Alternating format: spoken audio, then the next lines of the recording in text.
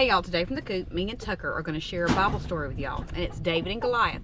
But this version is a little Golden Book version, and it was retold by Barbara Shook Hazen, and the illustrations are done by Robert J. Lee.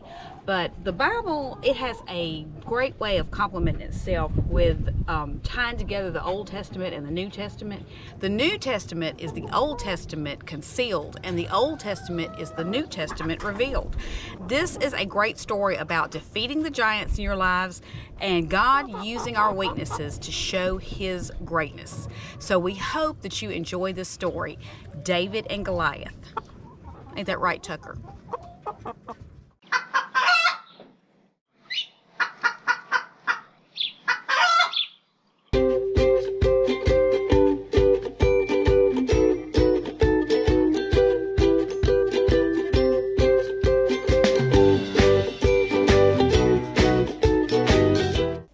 David and Goliath, retold by Barbara Shook Hazen and illustrated by Robert J. Lee. Once, long ago, there lived a great giant named Goliath. Goliath of Gath was what he was sometimes called, for Gath was the name of the town where he was born. Goliath of Gath was the biggest giant that ever lived. His arms were as strong as iron bands, and he was almost as tall as a tree. He wore a helmet of gleaming brass upon his head and a coat of heavy mail upon his body. The head of his spear weighed over 15 pounds. Wherever Goliath went, someone always went before him carrying Goliath's shield. The Philistines, who did not believe in God, had set up a camp high on a mountain. There were many great warriors in the Philistine camp, but the greatest of all was their champion, Goliath of Gath. Down in the valley, the Israelites had set up their camp. The Israelites did believe in God, and they were willing to defend their belief, even though the Philistine warriors were much bigger and stronger. But alas, the Israelites had no champion. And when every morning and every evening for 40 long days the giant came out and called, "Why don't you send someone to fight me?" There was no one to send. There was no one big enough or strong enough to fight Goliath. Now in a town called Bethlehem, there lived a man named Jesse, who had 8 sons.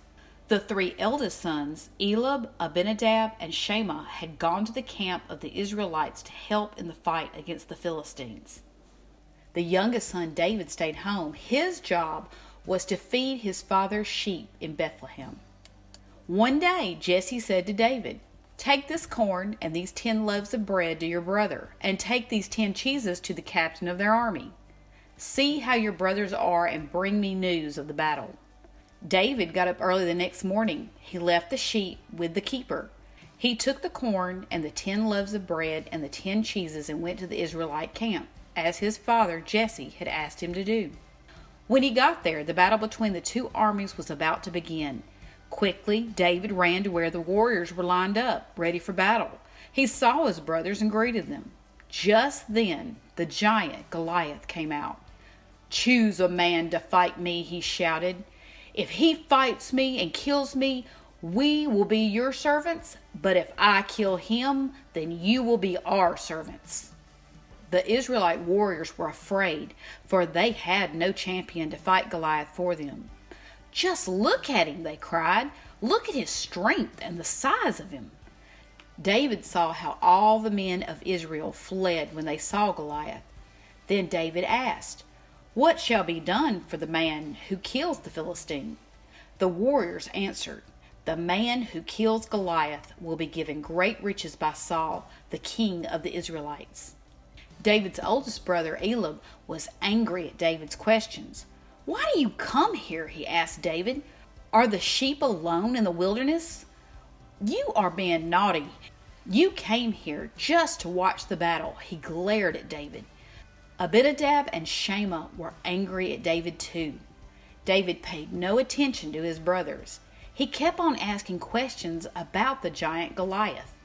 At last, King Saul heard about David. "Bring the boy to me," said the king. David said to Saul, "Once when I kept my father's sheep, there came a lion and a bear.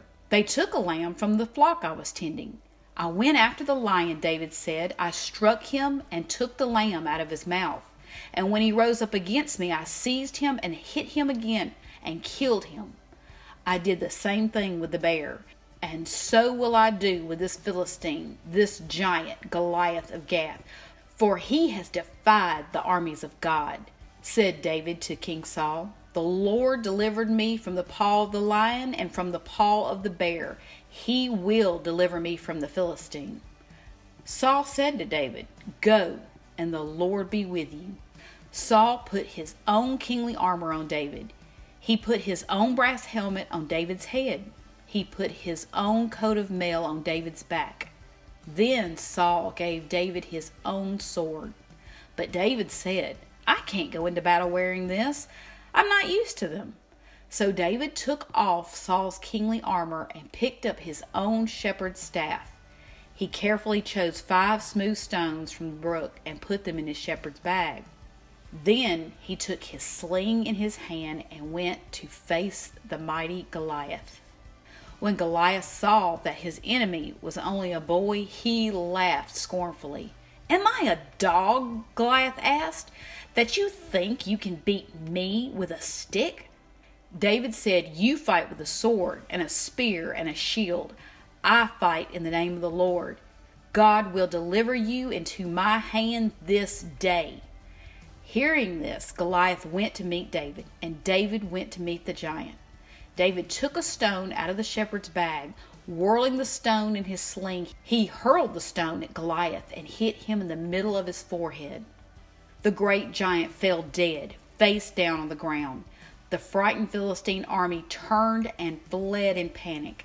So long ago, the shepherd boy David killed the great Goliath with a sling and a stone and a mighty belief in God.